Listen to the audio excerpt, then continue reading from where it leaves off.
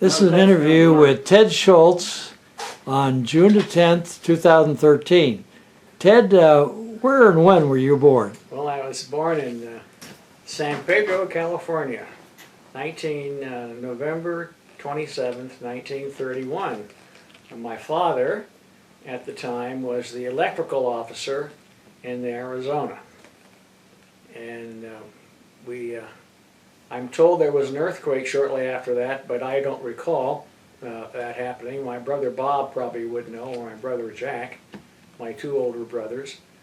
And from there, Dad went to the Naval Academy, where he taught electrical engineering to first-classmen for a couple of years. And during that time, and the midshipman's cruise of 1935, the ship, Dad was on a battleship. I think it was the Arkansas. Wyoming. I'm being corrected by the peanut gallery. Mm-hmm. And so the ship was going to go to Copenhagen. And my mother, who was from St. Croix in the Virgin Islands, had some Danish relatives from those days in St. Croix who lived in Copenhagen. So Mother and I got on a tramp steamer and we went to Copenhagen, and I still remember a little bit about it.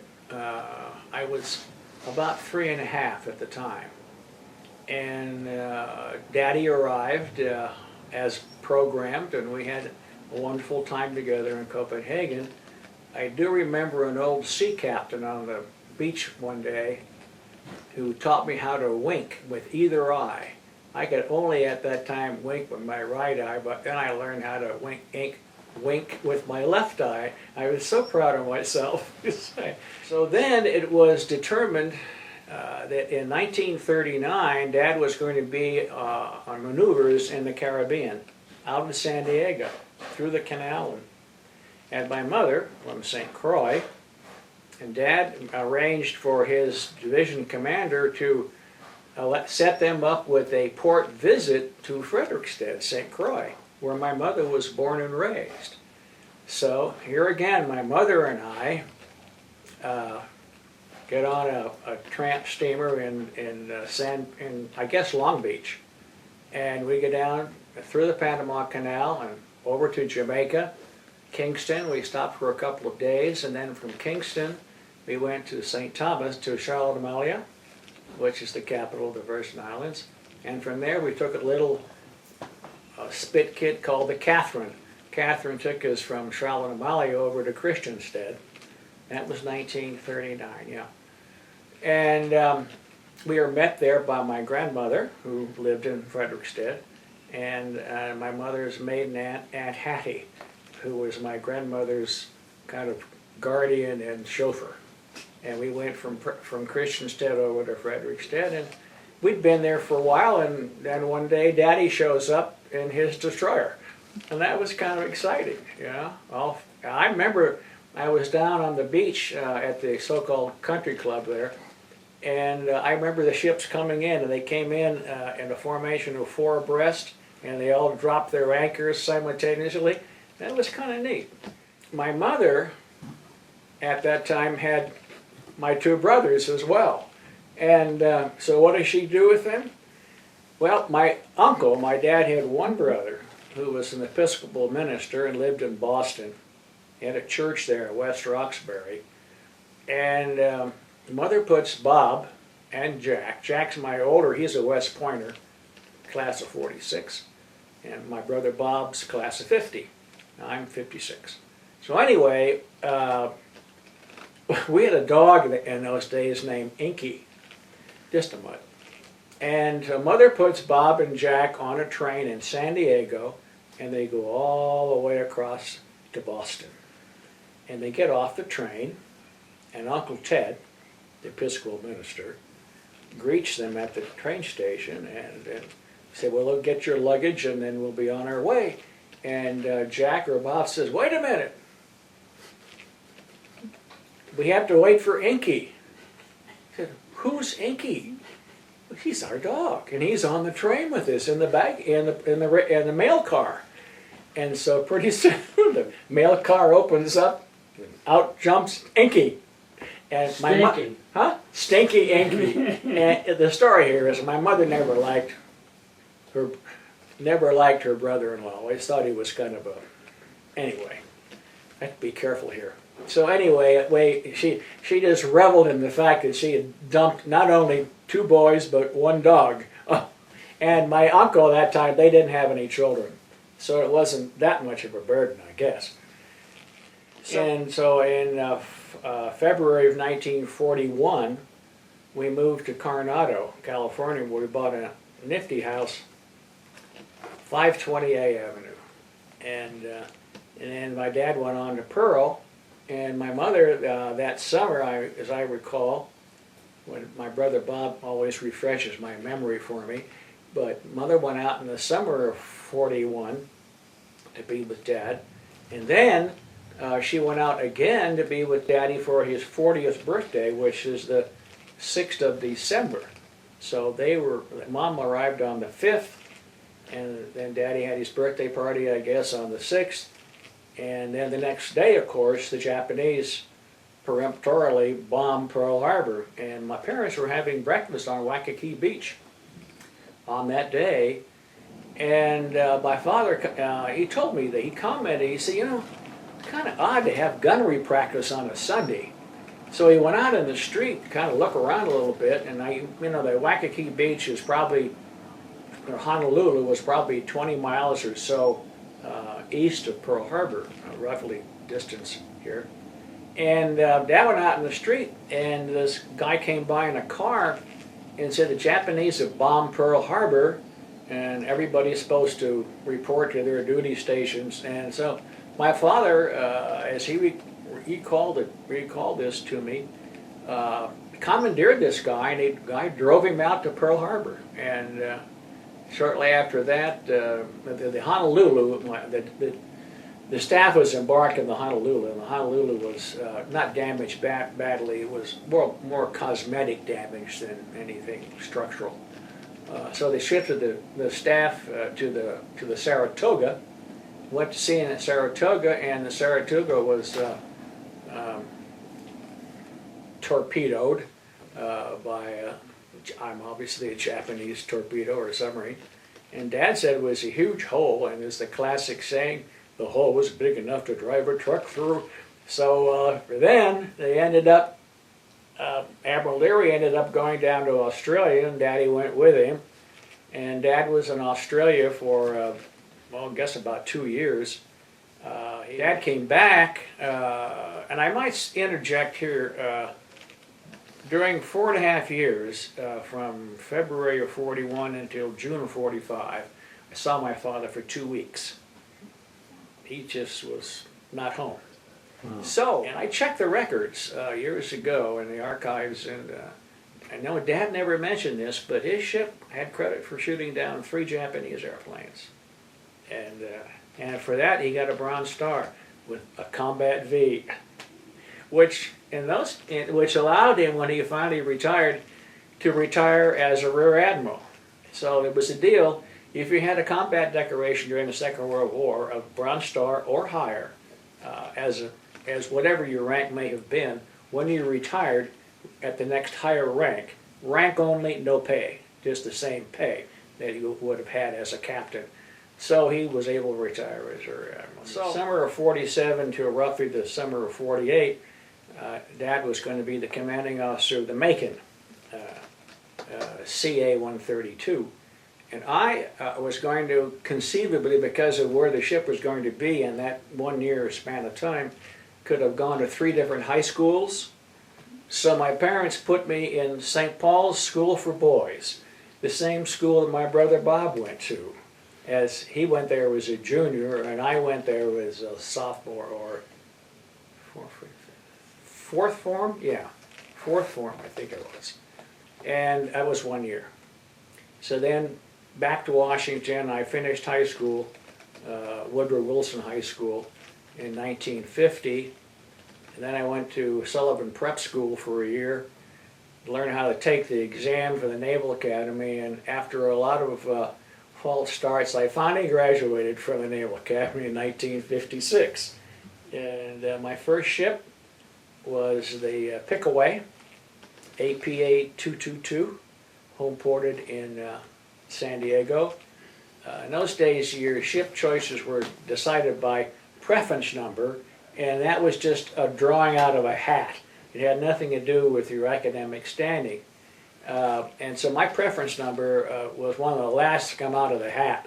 There wasn't much left to choose from when my turn came, but I always was very fond of growing up in Coronado all through the Second World War. So then I ended up as being executive officer of the Lemoore County LST Hachi-Hachi-san 883, home ported in Long Beach, California, in the same squadron with my brother's LST, the St. Clair County. So we were in the same quadrant for about a year or so together.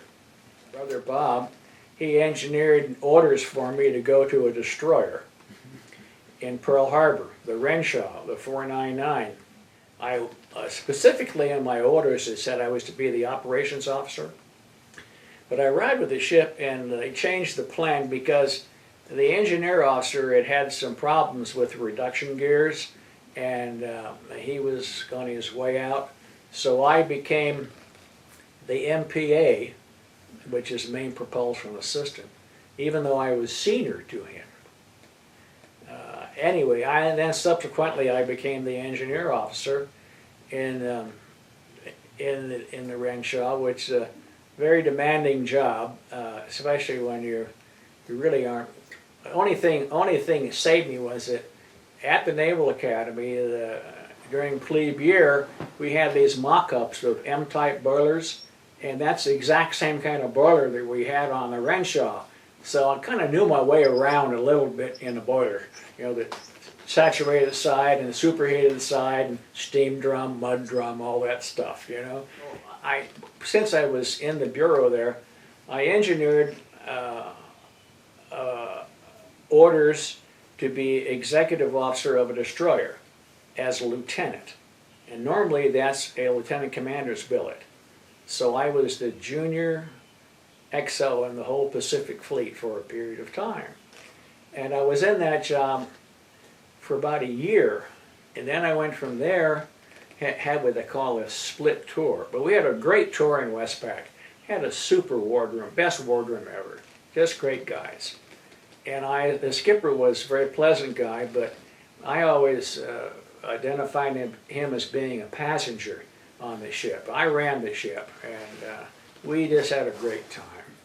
And so then I received orders to be the aide and flag secretary to the commander of the 7th Fleet, which I said, boy, that's a nice job, and it was. And I was in that job we lived in Japan, in Japanese house for the entire time. Our son at the time, Teddy, was 4, I think, when we arrived there. And all his playmates were Japanese, and by the time we left, he was fluent in Japanese. He was so fluent that when Mona, his mother, went shopping, she would take him along as her interpreter. That's kind of a neat story. And I worked for 2 terrific admirals, Admiral Johnny Highland first, and Admiral Bush Pringle. Bush Pringle had been an All-American and at the Naval Academy football back in I think he was a class of 37. Just terrific guys. And we had a wonderful tour, and Mona loved it, and it was great. Came back. So then we commissioned the Barbie in November 11th, 1972, which is Armistice Day. Now it's called Veterans Day. And my mother flew from St. Croix to be there for the ceremony, and so did her brother, my Uncle Miles. He flew from St. Croix as well. And they were there for that ceremony. And that was a big deal. We had 1,000 people there for that commissioning ceremony. And the day before, it was very, very, we had this nasty storm came through, windy and a lot of rain. And I called my executive officer, and of course these ceremonies are all outside. They're not indoors anywhere. And so I called my XO and I said, hey, Tom, is there a plan B? for tomorrow, he said, there's no plan B, you know, so, but it was fortunate, that storm passed on through, it didn't hang on, and we had a beautiful day. It was a little windy, but the sun was bright and the sky was blue, and it was a wonderful day. And so then, after that, I went back to the War College again for the senior course. You flunked the freshman. I flunked them. No, they don't do it that way anymore, but it had a junior course and a senior course. So I went to the junior course first, then I went back and took the senior course. And then after that, I received orders to be the special assistant to the Deputy Controller of the Navy. And that was in the Pentagon. And the Deputy Controller of the Navy, he works for the Assistant Secretary of the Navy for Financial Management. And he was a Supply Corps Rear Admiral. Nice guy. And so I was in that job for a couple of years, and then I went back to Bupers again for another job. And then I decided that I made captain, and I decided that it was time to retire. And so I did. And when I retired, I did a number of things after I left the Navy, but most of my time I spent with NSIA, Naval Security Industrial Association, which did a lot of work with the Navy, and that was a fun job. And I did that for, I don't know, 5 or 6 years, and then finally in '96 I retired from that. During that time I did manage from, I think around 87 to 90, somewhere in there, I managed a woman's private club on DuPont Circle, known as the Selgrave Club. And it's in an old building there, right on Massachusetts Avenue. And it was kind of a fun job. We had a dining room. It had a chef that when I arrived, the chef, I didn't appreciate what he was up to, so I let him go. And I hired a young man from Toulouse, France, named Jacques Depleux. And Jacques was he was a good guy. He did a very good job for me. He was a great guy. And then after that, I ended up at NSIA, and that was kind of a checkered retired career, but I did manage to stay busy. And That's interesting. How did you find the French chef? You know, he found me. He knew. I asked him. I didn't put an ad in the paper. We just put no, I didn't. But I put the word out somehow. I've forgotten how I did that. So, but I asked him. I said, Jack. I said, how did you find out about this job? And he said, by the chef's Rumeur Suchet. So anyway, he was a good guy.